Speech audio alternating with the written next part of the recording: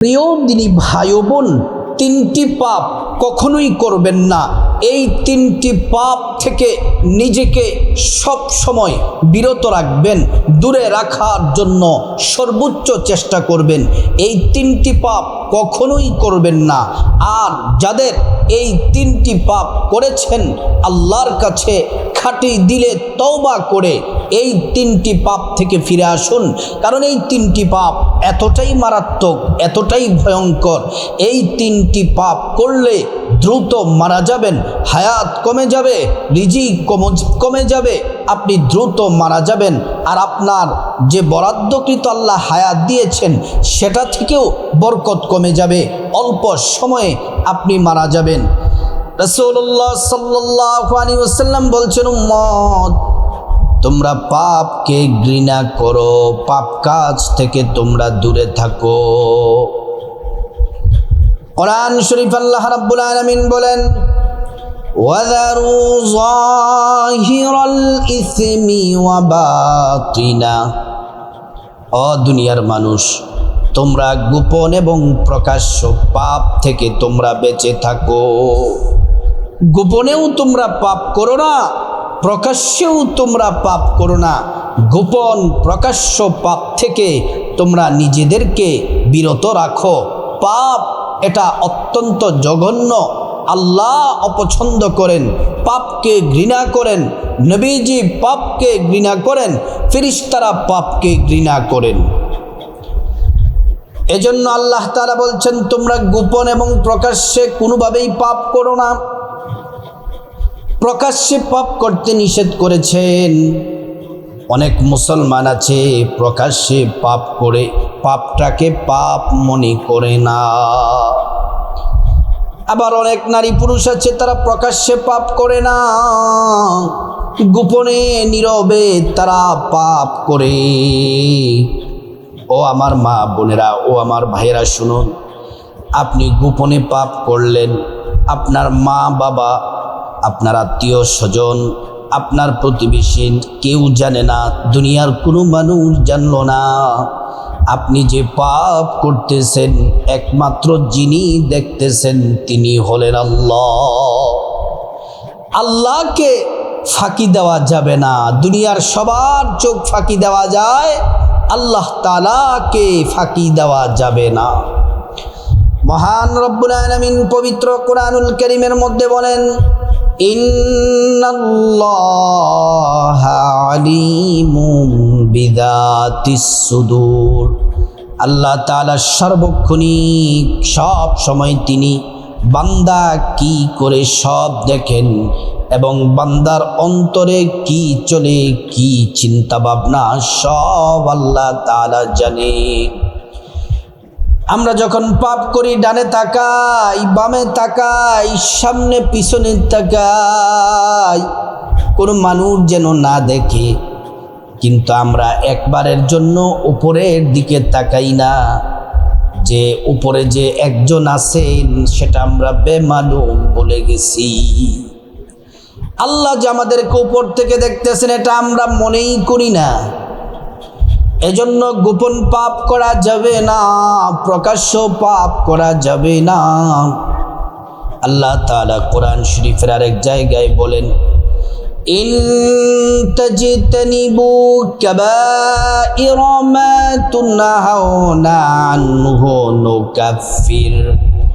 আল্লাহ তাআলা আয়াতের মধ্যে বলছেন, বান্দারে, ও বান্দা শুনে নাও, যদি তোমরা বড় বড় কবিরা গুনাহ থেকে যদি তোমরা বেঁচে থাকো, আল্লাহ রাব্বুল আলামিন তোমাদের ছোট্ট গুনাহগুলো আল্লাহ তাআলা মাফ করে দিবেন। তোমরা যদি বড় গুনাহ থেকে বেঁচে থাকো, আল্লাহ তাআলা তোমাদের ছোট ছোট গুনাহগুলা, সগীরা গুনাহগুলা আল্লাহ তাআলা মাফ করে দিবেন। আল্লাহ রাব্বুল আলামিন পবিত্র কোরআনুল কারীমের মধ্যে বলেন, قل يا عبادي الذين أسرفوا على أنفسهم لا تقنطوا من رحمة الله।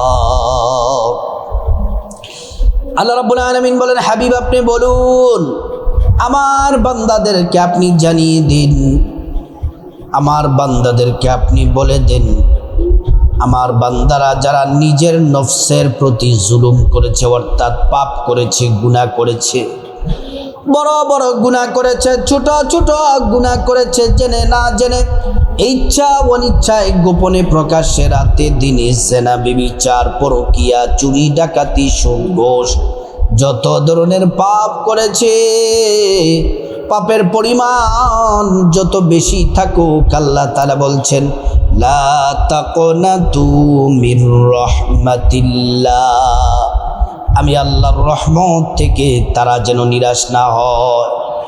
তারা যদি আমি আল্লাহর কাছে যদি তওবা করে, আমি আল্লাহ তাআলা তাদের সব গুনাহগুলো আমি আল্লাহ রাব্বুল আলামিন মাফ করে দিব। আল্লাহ তাআলা কোরআনুল কারীমের আরেক জায়গায় বলেন, ইয়া আইয়ুহাল্লাযীনা আমানু তুবু ইলাল্লাহি তাওবাতান নাসুহা, ও ইমানদাররা তোমরা তওবা করো, তওবা করার মতো করো। যদি তোমরা সঠিকভাবে তওবা করতে পারো, আল্লাহ তাআলা তোমাদের তওবা কবুল করে বান্দা তোমাদেরকে ক্ষমা করে দিবেন। এজন্য আমরা পাপ কাজ করব না। যদি পাপ হয়ে যায়, আল্লাহর কাছে আমরা খাটি দিলে তওবা করে নিব, আল্লাহ মাফ করে দিবেন। প্রিয় সম্মানিতা মা বোনেরা আমার, আজকে প্রায় পরিবার থেকে আমাদের কাছে বলা হয়, হুজুর অভাব অনটন পরিবারের মধ্যে লেগে আছে, অশান্তি, ঝগড়াঝাটি, ঝামেলা, ঋণগ্রস্ত, বিভিন্ন সমস্যা, অসুখ বিসুখ, পরিবারে একটার পর একটা বিপদ। এই বিপদ আসার কারণ হলো আমরা ব্যক্তিগতভাবে এবং পরিবারের লোকেরা তারা পাপের পরিমাণ বেশি হয়ে গেছে, পাপ কাজ বেশি বেশি করে, সেজন্য পরিবারের মধ্যে আল্লাহ তাআলা বিপদ দিয়ে দেন। আমরা পাপ করার পরেও তওবা করতে চাই না। রাসূলুল্লাহ সাল্লাল্লাহু আলাইহি ওয়াসাল্লাম বলছেন, উম্মত তোমরা তো মানুষ, আমরা তো মানুষ। রাসূলুল্লাহ সাল্লাল্লাহু আলাইহি ওয়াসাল্লাম বলছেন, ও আদম সন্তান তো মানুষ, আদম সন্তান মাত্রই ভুল হবে, গুনাহ হবে। তোমরা আল্লাহর বান্দা, তোমাদের গুনাহ হবে, ভুল হবে। গুনাহ হওয়া, ভুল হওয়া এটা স্বাভাবিক ব্যাপার, কিন্তু গুনাহ করার পরে যারা তওবা করবে, আল্লাহর কাছে ক্ষমা চাইবে, ইস্তিগফার করবে, আল্লাহ রাব্বুল আলামিন তাদেরকে ক্ষমা করে দেন। তাদেরকে ক্ষমা করে আল্লাহর পেয়ারা বান্দা হিসেবে আল্লাহ পাক কবুল করেন। এজন্য মা বোনেরা আমার, ও আমার মুসলিম ভাইয়েরা, তিনটি পাপ কখনোই করবেন না। এই তিনটি পাপ করলে হায়াত কমে যায়, রিজিক কমে যায়, দ্রুত মারা যাবেন। যদি কোনো নারী পুরুষ এই পাপগুলা করে থাকেন, আল্লাহর কাছে খাঁটি তওবা করে এই পাপ কাজ আর কখনো করবেন না। এক নাম্বার হলো জিনা করা। জিনা এটা অত্যন্ত জঘন্য ধরনের পাপ। আল্লাহ কোরআন শরীফের মধ্যে বলছেন, ওয়ালা তাকরাবুজ জিনা ইন্নাহু কানা ফাহিশা। আল্লাহ রাব্বুল আলামিন বলছেন, ও দুনিয়ার মানুষ, খবরদার তোমরা জিনার দ্বারে কাছেও যেও না, জিনা থেকে তোমরা দূরে থাকো। অবিবাহিত ছেলে মেয়ে যদি জিনা করে, আল্লাহ তাদের ব্যাপারে শাস্তির কথা কোরআনে বলছেন, আয-যানিয়াতু ওয়াজ-যানি ফাজলিদু কুল্লা ওয়াহিদিম মিনহুমা মিআতা জালদা। আল্লাহ রাব্বুল আলামিন বলছেন, অবিবাহিত ছেলে মেয়ে যদি তারা জিনা করে, ব্যভিচার করে, প্রকাশ্য খোলা ময়দানে সমস্ত মানুষদের সামনে মেয়েকে 100 বেত্রাঘাত দিতে হবে, ছেলেকে 100 বেত্রাঘাত দিতে হবে। আর যদি বিবাহিত নারী পুরুষ যদি জিনা করে, পরকীয়া করে, তাদের শাস্তিটা বড় মারাত্মক। তাদেরকে রজম মেরে পাথর মেরে তাদেরকে হত্যা করতে হবে। রাসূলুল্লাহ সাল্লাল্লাহু আলাইহি ওয়াসাল্লাম এমনভাবে একটা বিচার করেছিলেন। প্রিয় নবী সাল্লাল্লাহু আলাইহি ওয়াসাল্লামের কাছে একজন মহিলা আসলেন, বিবাহিতা মহিলা। সে বললেন, ইয়া রাসূলুল্লাহ, আমি তো জিনা করেছি, আমি ভুল করেছি, আমি অন্যায় করেছি, অপরাধ করেছি। নবীজি, আমি পবিত্র হতে চাই, দুনিয়াতে শরীয়তের শাস্তি ভোগ করতে চাই, আখেরাতে জাহান্নামের আগুন সহ্য করতে পারবো না। নবীজি, আমি খাঁটি তওবা করে পবিত্র হতে চাই। আল্লাহর নবী সাল্লাল্লাহু আলাইহি ওয়াসাল্লাম মুখটাকে অন্যদিকে ঘুরিয়ে ফেললেন। ওই মহিলা আবার ঘুরে সামনে এসে বললেন, ইয়া রাসূলুল্লাহ, আমি জিনা করেছি, আমি তওবা করতে চাই, পবিত্র হতে চাই। নবীজি সাল্লাল্লাহু আলাইহি ওয়াসাল্লাম অন্যদিকে ঘুরে গেলেন। ওই মহিলা আবার সামনে দিয়ে এসে বললেন, ইয়া রাসূলুল্লাহ, আমি জিনা করেছি, ভুল করেছি। নবীজি, আমি পবিত্র হতে চাই, আমি তওবা করতে চাই। আল্লাহর পেয়ারা রাসূল সাল্লাল্লাহু আলাইহি ওয়াসাল্লাম সাহাবীদেরকে বললেন, সাহাবীরা ঘটনাটা যাচাই করো, সত্য নাকি মিথ্যা। সাহাবাই কেরাম ঘটনাটা যাচাই করে দেখলেন ঘটনাটা সত্য। নবীজি বললেন, এ মহিলা, তুমি জিনা করেছ, অন্যায় অপরাধ করেছ, কিন্তু তোমার পেটের মধ্যে যেই বাচ্চা আছে, এই বাচ্চা তো কোনো দোষ করে নাই, অন্যায় করে নাই। যাও যাও, বাচ্চা প্রসব হওয়ার পর তারপর তুমি আসবে, তোমার বিচারও হবে। মহিলার কয়েক মাস পরে বাচ্চা প্রসব হলো।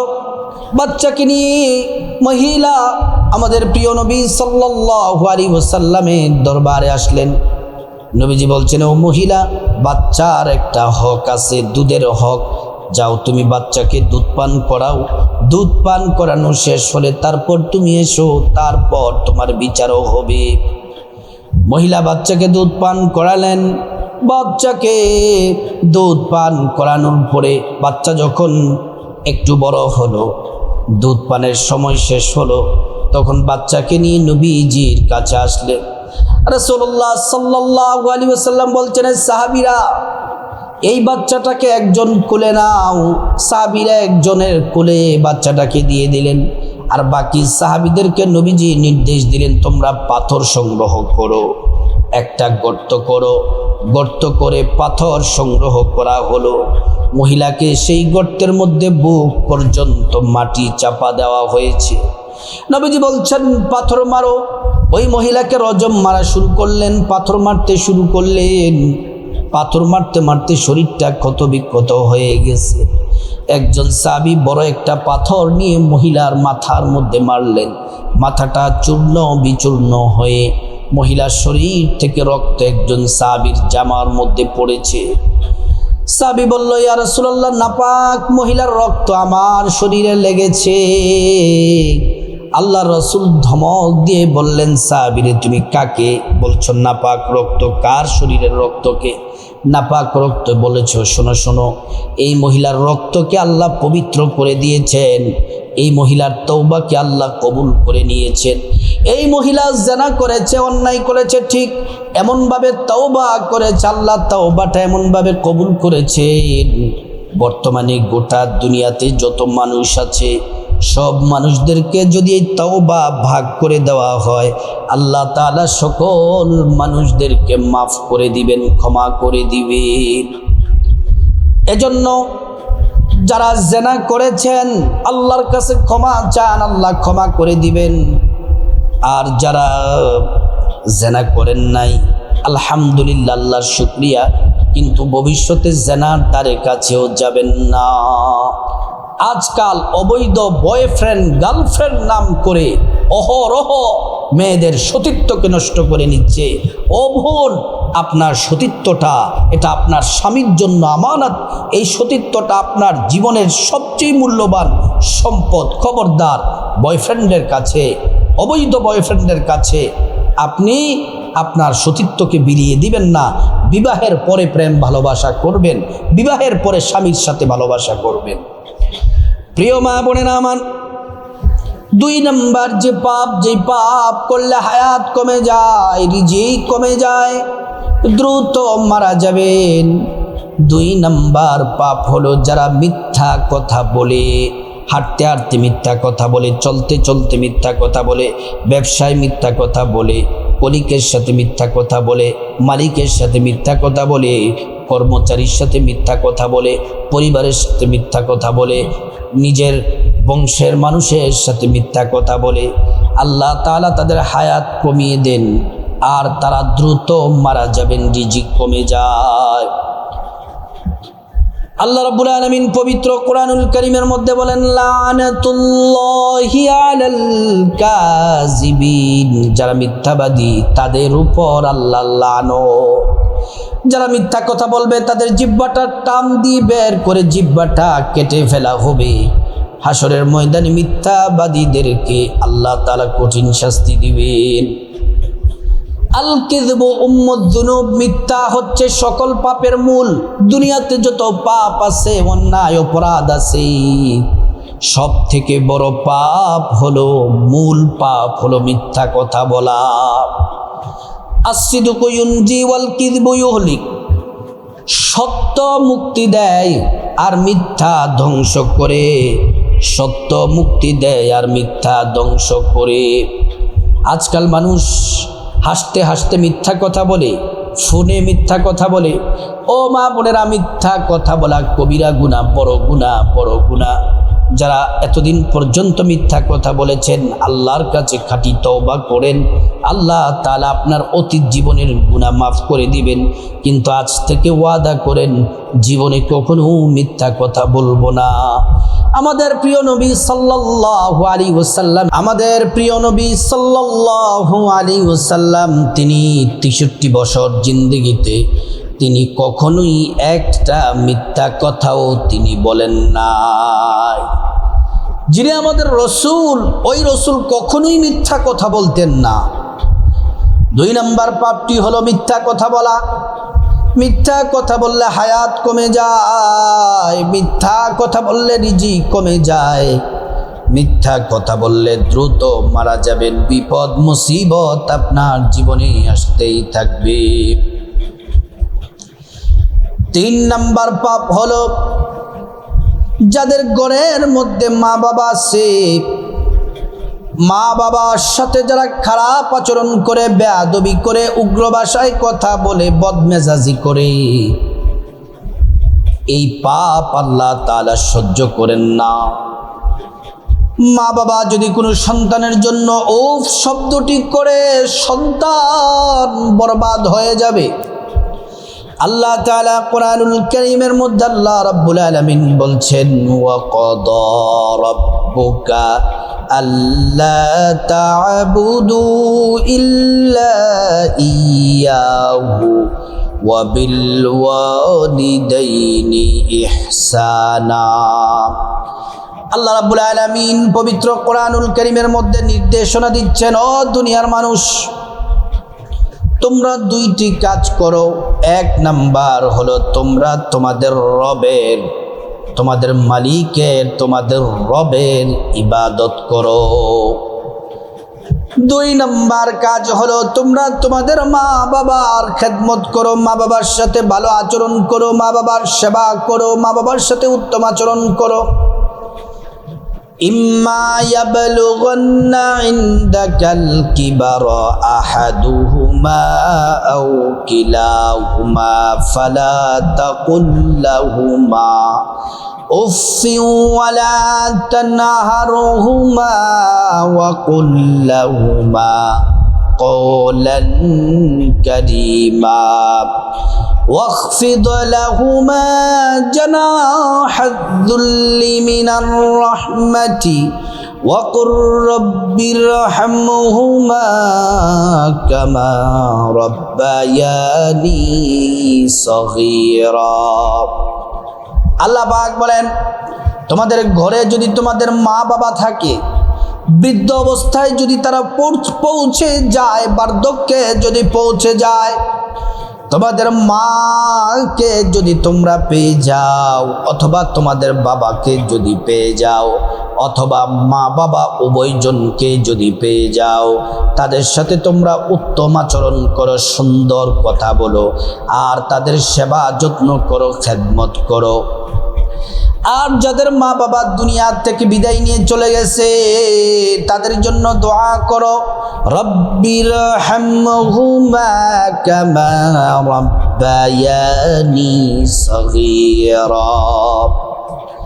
তাফসীরের কিতাবের মধ্যে এসেছে মা বাবার জন্য একবার রব্বিরহামহুমা কামা রাব্বায়ানি সগীরা এটা যদি পড়ো, গোটা দুনিয়াতে যত পাহাড় আছে সমস্ত পাহাড়গুলাকে একত্রিত করলে যত ভার হবে, ওজন হবে, তত পরিমাণ নেকি আল্লাহ পাক আমলনামায় দিয়ে দিবেন।